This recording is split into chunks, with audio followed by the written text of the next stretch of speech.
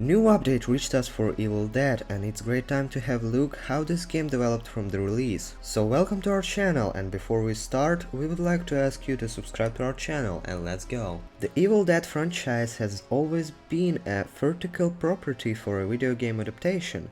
Some of the prior efforts can be generously described as hit or miss, but no matter what, they always strive to be single-player endeavors. Horror games have found new life in multiplayer circus, emphasizing on asymmetrical gameplay that has been popularized by Left 4 Dead and Dead by Daylight. Evil Dead the game makes a very strong first impression. The visuals are not only very impressive for a modestly produced project, but the gameplay is much more polished than a movie tie-in ought to be. This is a far cry from the ramshackle Friday the 13th, the game that came out. Taking the role of one of four iconic hero companions like Ash or diving face first into the hellish first-person perspective as the solo Kandarian demon, up to 5 players face off in hated PvPvE matches. As the human team, you'll need to gather upgrade items, improved weaponry,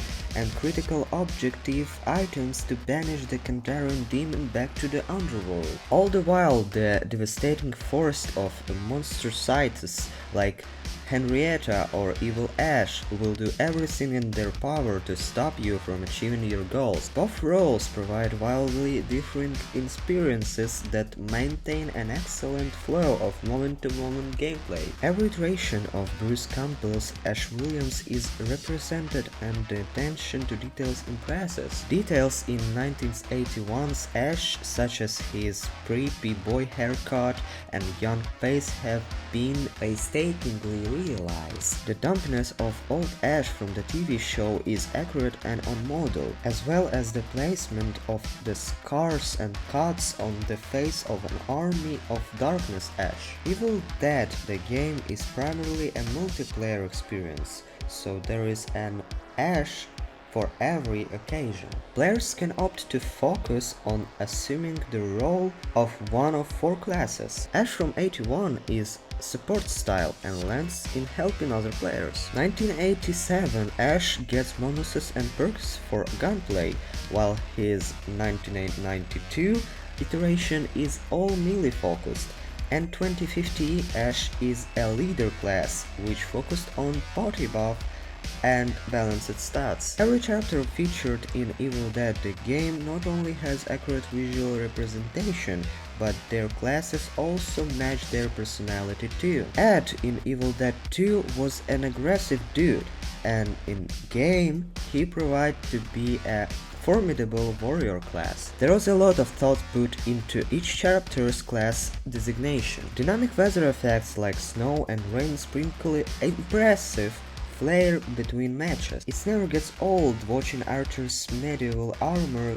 glisten from evening showers, or Pablo's mustache gathering as snow dusting during a flurry. Combine these flourishes with high-quality textures, noteworthy physics interactions, and a healthy amount of flashy particle effects, and you've got yourself a recipe for a gorgeous asymmetrical horror multiplayer title that visually stands toe-to-toe with some of the biggest budget AAA games available. Players unfamiliar with Ash and his iconic chainsaw hand can absolutely dive into Evil Dead the game and have a blast executing deadites with friends. Still, for folks like myself who enjoyed and embraced the franchise for decades, it's incredible to see this development team successfully treat the properly with love and care. Iconic locales like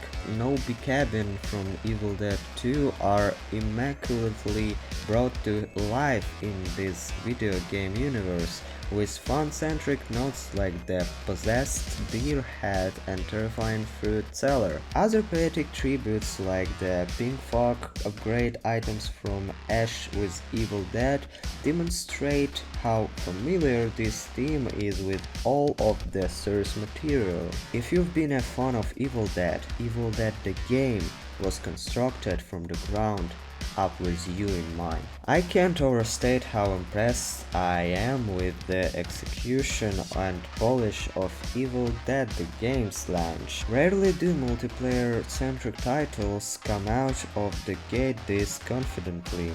However, I wonder how long it will be before hardcore players like myself begin hungering for more content. After completing the solo chapters and playing several matches, you'll basically have seen most of what this asymmetrical horror title has to offer. It's important to commend the fact that Evil Dead the game shipped with 13 playable heroes, 3 Kandarian demon archetypes, 2 massive maps and 5 single-player side missions, but unless you're fundamentally hooked by the class-based progression system, you'll likely find the pool of content currently available on the slimmer side. It might not to be a substantial complaint for fans of MOBAs or Battle Royales, however, it will undoubtedly be an ongoing conversation in the coming months. Newest update added also new playable characters, and